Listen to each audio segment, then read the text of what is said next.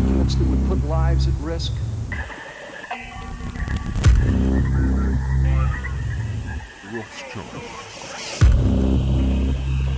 Everywhere, when interests align.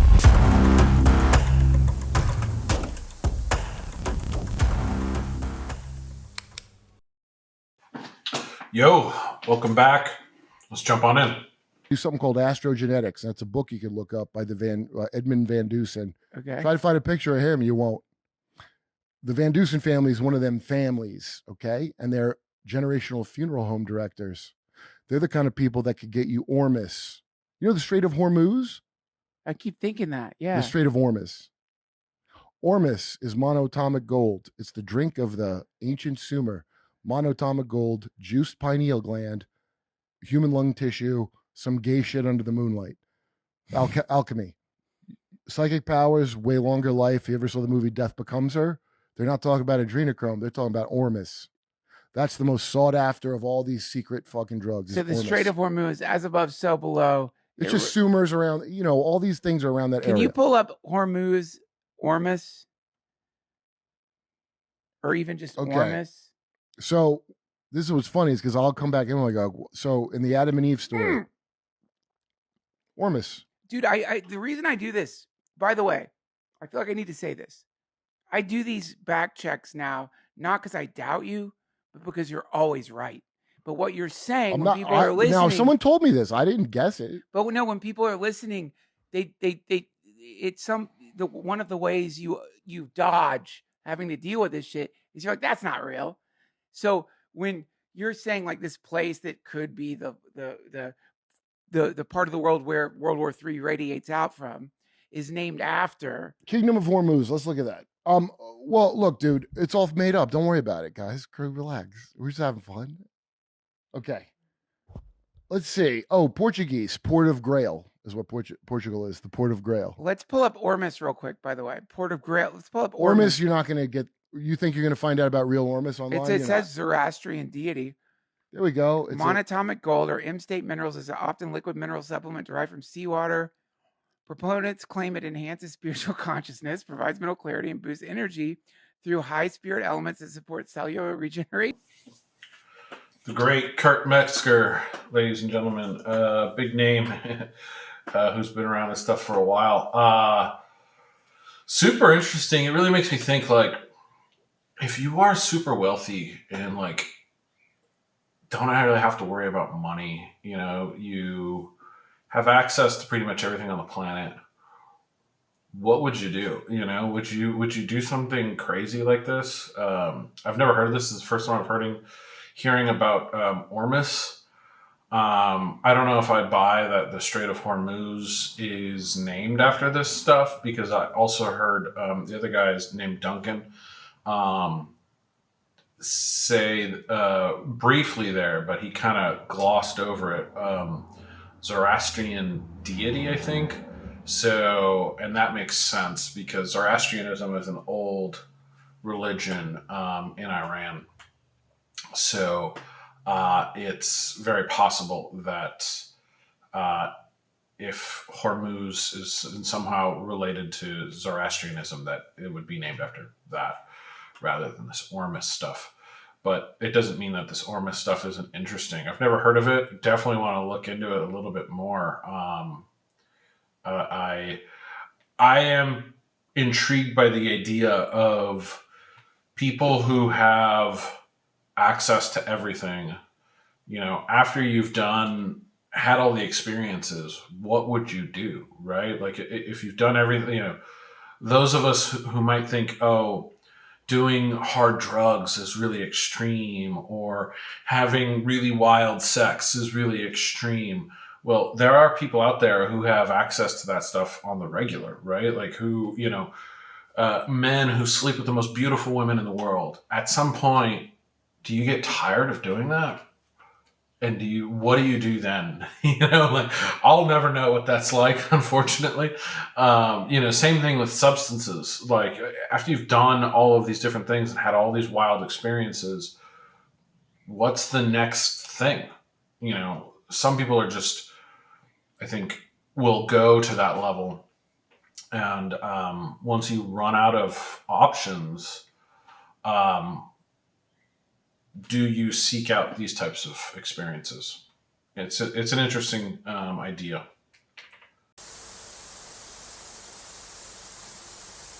People online are claiming that this is one of the most dangerous maps, one of the most dangerous pieces of material on the internet at the moment. And as always, I'm going to be taking you through it. This is not a series for the faint-hearted, and if you find that you get offended easily, scroll on, because the topics that we are going to cover and the subject matter, it's pretty raw. I'm your tour guide for this journey. Once we make it through the entire map, you will have your great awakening moment. You will have that moment where you see the world for what it truly is. Well, that's what they say.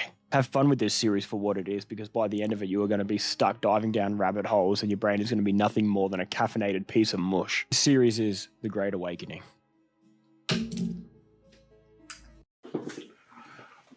Not much to comment on here. He didn't really go into any substance, but just kind of laying out his content plan, it sounds like. His name is Oz Camper, OzCamper. Oz Camper is the name on TikTok. I'm not sure if he has a YouTube. But the map that he showed looks a little interesting to me. And if done well, these things I think can be really helpful. Like, I watched something, I think we did it on the channel, maybe not, but I think I watched a deep dive into the missing scientists recently. And when you hear about, 15 missing scientists, whatever, how many it was, I don't know, 11, that sounds weird, right? Alarm bells go off immediately. But then once they paint the picture and show you all the connections, if that's done well, you go, wow, yeah, there really feels like there's something here. There's another guy out there, Ian Carroll, quasi-political, so, put that aside. But he did some stuff on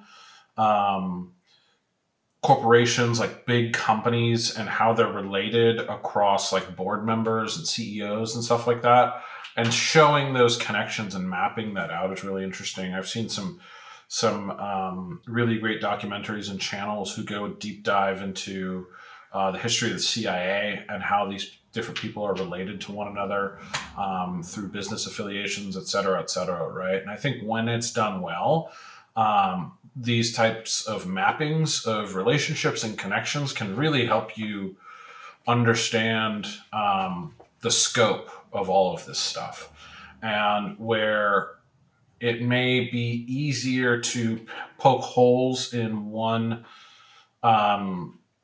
sort of conspiracy theory.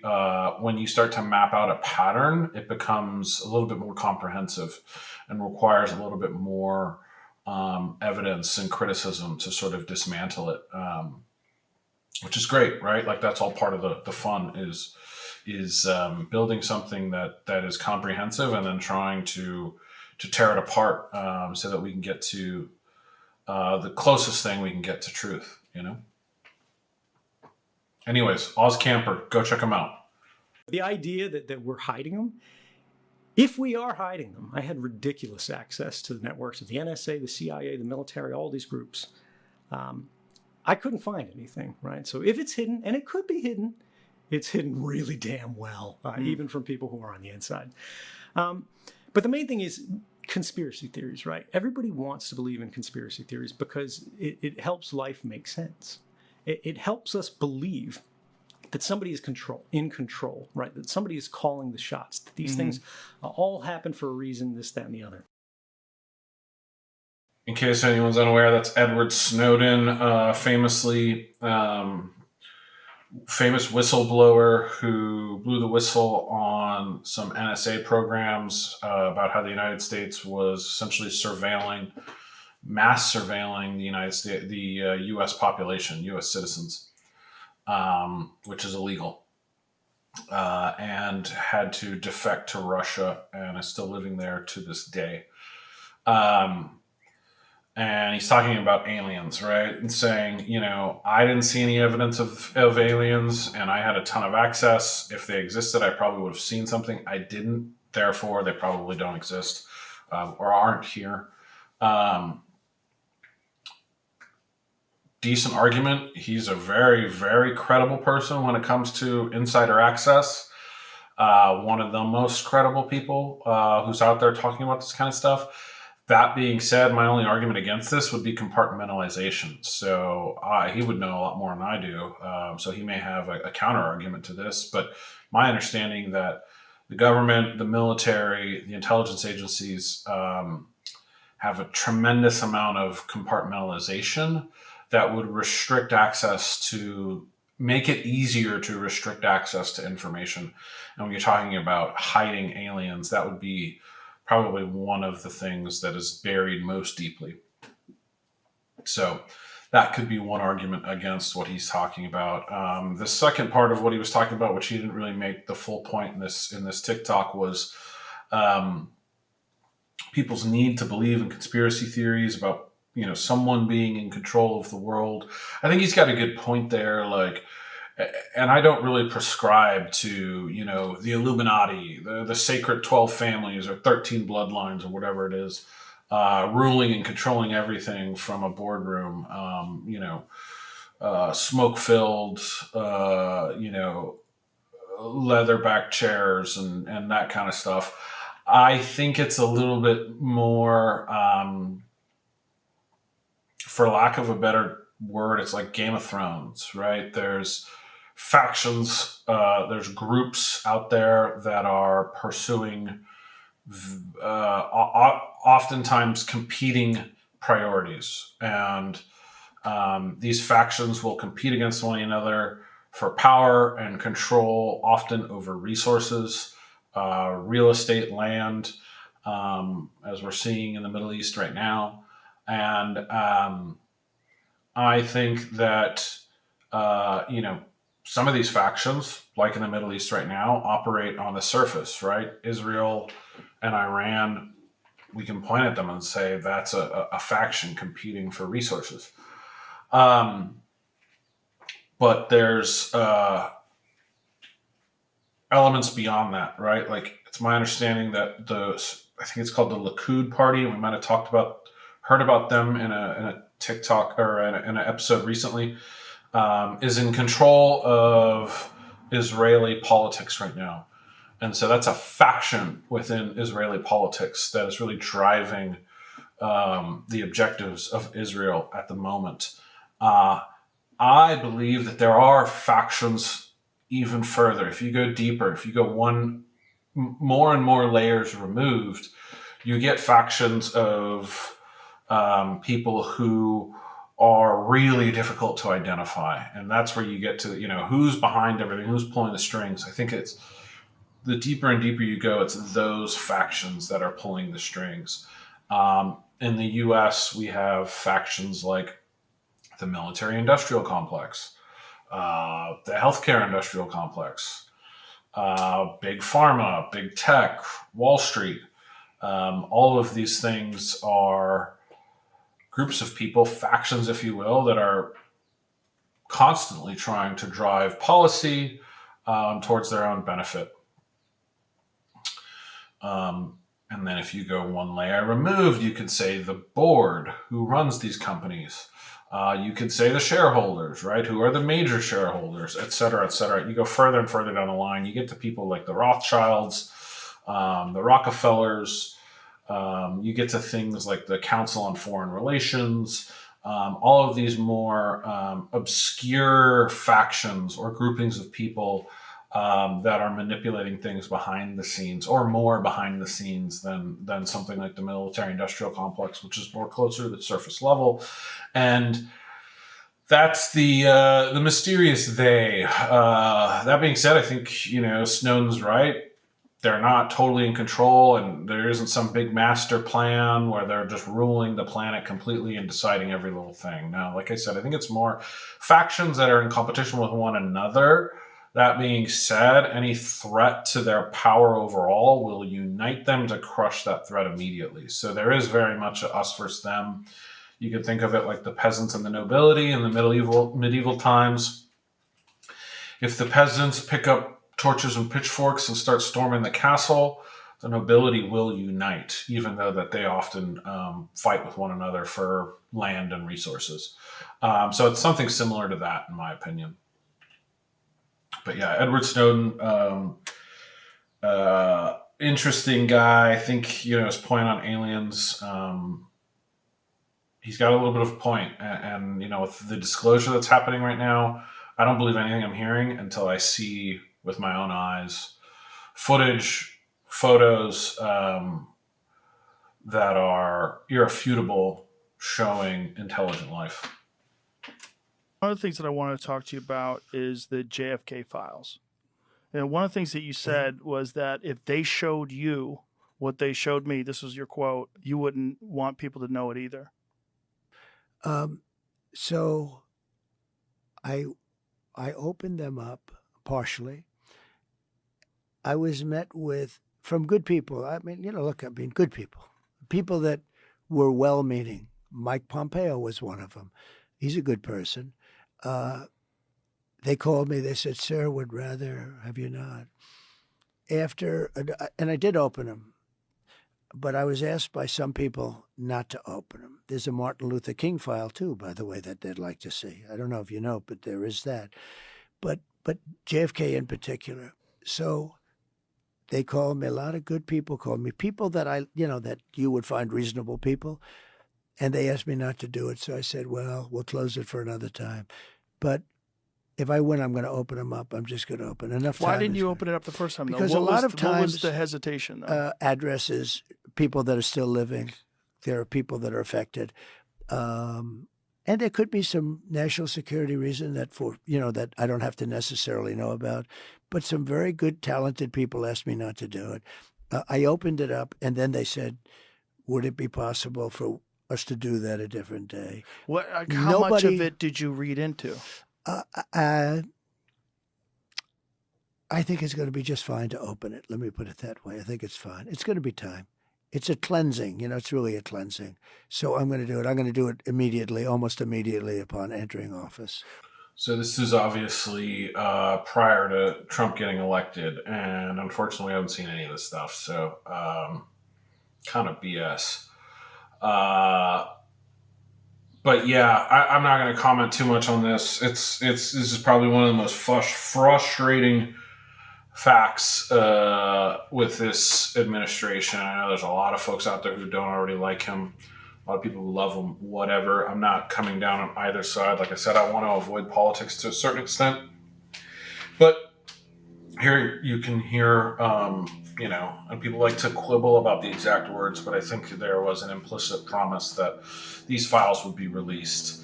And for those of us who have been following conspiracy for a long time, JFK is sort of the holy grail, right? This is the big one.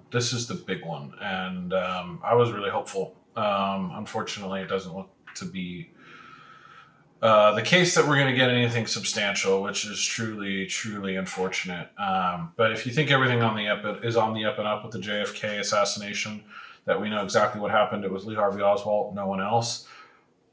I don't know how you come to that conclusion unless you're incredibly ignorant, right? Which is fine. If you're ignorant, you just don't know the details. That's one thing, right? But if you've done the research and you still think that that's the case, I don't see how that's possible. I just don't. You haven't done enough research, So, that one, take a close look at. Martin Luther King and the FBI is another one, and RFK and Sirhan is one worth looking at as well. That one's a little bit wild. May have some MK Ultra connections there. Bizarre. He was up for parole recently, and Newsom denied it recently, as in I think the last 5 years. It might have been during COVID times. But Newsom denied. He's in prison here in California, and Newsom denied his parole, and that's weird because he's been in prison for a long, long time. And I even think the Kennedy family has forgiven him publicly and stuff like that. So it's bizarre that they wouldn't let him out. Anyways, unfortunate we haven't gotten any of these files yet. So Maybe one day. We have done a lot of the conspiracies about meta glasses and what, they're capturing. And then I saw this update. I want meta glasses for my birthday. I heard they partnered with Ray-Ban, so they look pretty cool. What's even cooler is that I can walk by people and know where they live. This enabled it to start matching people to their phone numbers, home addresses, and this is all just by walking past you. Yeah, so you can download an app for this, and you can tell who people's family members are. So, don't cut me off in traffic, The names and faces of their family members. So they went out and tested this in real time, and to their surprise, the results were nearly 100% accurate. It's like everyone can be in the CIA. Ew. Very cool. Wow. All just theories. Meta, don't come for us. Really don't come for us. Oh my Please God, do not. Meta. Yeah. Shane Dawson, if you don't know about him, he's, I'd be surprised if you watch YouTube at all and aren't aware of Shane Dawson. He's like a mega channel. But does some dives into the conspiracy, paranormal stuff. I find him super interesting. He's more mainstream entertainment than real heavy duty research. But man, this is wild. The meta glasses, I didn't hear about this until just now. I know they had Google Glass a long time ago, but I guess they're bringing this back. Man, we're headed for Black Mirror. It's only a matter of time before they have something in a contact lens, and then you're going to have people who are wearing contact lenses to stop themselves being identified. We are headed towards a cyberpunk dystopia. Wild stuff. I don't have much to say about this. Hopefully I'm dead before any of this is brought into reality in a big way. Another conspiracy theory. Right. Well, but let's not right? go so fast. It's a real thing. It is. They even have a website. They have a website. We love the Trilateral Commission. And Bilderberg. They list all the people that attend. But by name, all these people. And you'll recognize 80% of them. Oh, man. Yeah. Well, I mean, It's I guess nuts. that's hiding in plain sight. Mhm. But it's something where I guess what I should say is the connotation of it was where the conspiracy theorists would be saying something and people would be like, no, it's just this group. It's David Rockefeller, I know, right? Harry Under Rothschild, and listen, we put Clinton on it. He was bored after he left office, and then you get Epstein in this sit down with Steve Bannon. We will talk about him. But you get Epstein saying, yeah, I was on the Trilateral Commission, and here's how I got on. And he makes it sound so simple. Yeah, right. I'm like, how do you even get there, buddy? You're a kid from Coney Island. Yeah, somebody taps you on the shoulder. Next thing you know, you're getting an email. Dave, can you put the camera on John? Yeah. I see what you're writing. Son of a bitch! Really? I knew it. But really? Yeah. It was How'd she get in there? God It was damn very it. disappointing to me. You can't talk about that by court ordered? No, sir. Yeah.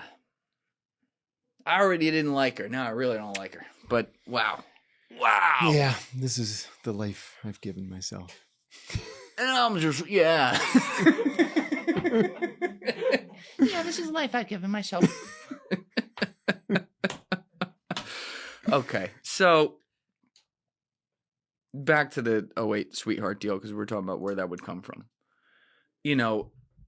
I'm trying to not let my brain run too wild with now every possible answer is all over here. And it's all absolutely the worst thing ever. But clearly some of the answers are there. So without getting to his origin story yet, because that's, again, we're going to do that. But you talk about at the Trilateral Commission, they are going over arms deals and everything. And now this is entering your world of things that you have witnessed around the world and how shit works. What is it about arms deals that would make it the number one priority for the quote-unquote Illuminati of the world? Of the Pentagon's $1 trillion budget, fully a third goes to weapons and weapons systems. Right? That's just for us. So couple that with what we're able to sell to other countries whose leaders are at these conferences. I mean, we're talking about, probably a majority of the American economy year after year after year. That's how we employ Americans. I read something recently, the Washington Post, the New York Times, that the Pentagon has assiduously placed manufacturers, or I shouldn't say placed manufacturers, they have placed orders with manufacturers in literally every one of the 435 congressional districts. So literally every single member of Congress has constituents who are dependent on the defense economy, on the defense budget. And so there's no incentive for any member of Congress to vote no on DOD. And they're also paid by all those companies. Yeah, sure. I mean, it costs what? $5, $8, $10, $20 million to run for Congress every 2 years? That money's got to come from somewhere. So it comes from Defense Department PACs. The younger gentleman there is named, I believe, Julian Dory. The older gentleman is John Kiriakou. Dory has a really great podcast. Definitely worth checking him out.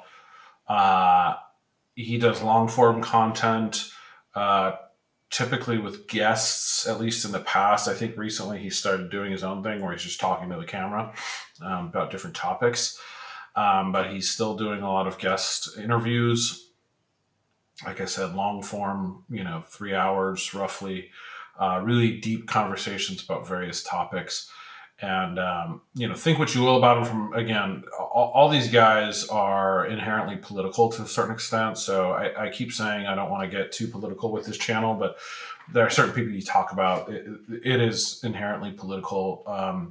All of that aside, I think Julian Dory is just incredibly well educated. And I've seen him talk to some folks who are also incredibly well educated and versed on certain topics. And it's like watching two titans battle it out. And it just reminds me how, even though I've been watching this type of content, podcasts like his and others for over a decade now, there's still so much more to learn, and I don't do the homework to the extent that he does. And it shows.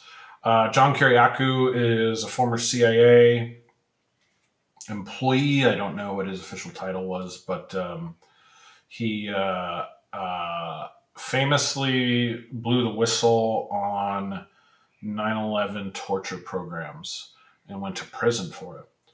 And I think he's the only guy who ever went to prison for anything that happened around 9/11 and the torture that was done in Guantanamo. And now it's very widely known what was done at Guantanamo was very much inhumane. And yet the guy who ratted him out is the only one who went to prison. So that shows you how justice works. But, again, think what you will about John Kiriakou, but he paid the price for something, and I think that in my eyes legitimizes you to a certain extent. Again, not to be too political, but I think Dave Chappelle said this in an old stand-up routine of his. God, and I'm forgetting the football player's name, but the guy who was quarterback for the Niners and he famously did the kneel and he started that whole thing, right? Like, again, who cares what you think about it? Like, no one really, that's not what we're talking about, right? Like, elevate your thinking a little bit. Who cares what you think about that? What I'm saying is that guy paid a significant price. That quarterback paid a really big price for that. He can't play football anymore. Some people say it's because he sucks at football, all right, whatever. But he was in the NFL. He had a career, and now he doesn't. So he paid a significant price. I mean, I think that is admirable, regardless of what you think about his cause. It's admirable when people go to that degree, right? It's easy for us to sit here on the internet and talk shit in YouTube videos and comment sections and on Twitter. And it's an entirely different thing to lose millions of dollars playing football or go to prison because, you ratted out your fellow CIA colleagues. That's a whole nother level. that most of us never even come close to. So think what you will about someone like John Kiriakou. In my eyes, he has a tremendous amount of legitimacy. And what he's talking about here are things that a lot of people are just completely ignorant of and unaware of.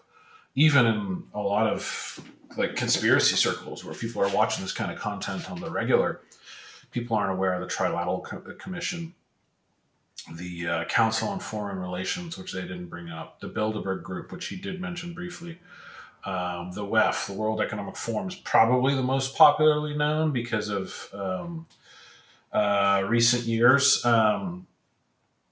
It's been talked about more in the mainstream a little bit. But this is where, in my opinion, you have ground that is ripe for real conspiracy, right? Like, I'm always going to bring things back to that. Like, it's fun to think about, like, who built the pyramids, and I like that kind of stuff a lot, the ancient history stuff. The flat earther stuff I can't get behind in the slightest, but I get why some people might find it entertaining. Some of the Hollywood conspiracies are fun. I like to get to that stuff as well. But when you start to get goofy things like they're eating kids and drinking the adrenochrome and this, that, and the other, that's where you lose me. And I think you, frankly, if you're following that, you're doing a lot of damage. Because there are things likely happening in this world that are not great for most of us. And it's happening in places like the Trilateral Commission, Bilderberg meetings, and Council on Foreign Relations. And it's not sexy or exciting. It's not dangerous like, adrenochrome. It's boring and it's a homework and it's unfortunate, but that's the truth. And it's a lot less entertaining. It's a lot less click worthy, but it's real. And that's where your attention should really be. Anyways, Julian Dory, John Kiriakou has been on the podcast many times. Definitely worth checking out. Go watch it. Watch Julian Dory's other stuff. Incredible channel. Very, like I said, very well-educated guy. Anyways, I'm going to end it there. Thanks for tuning in, guys. We'll be back tomorrow with another one. See you then.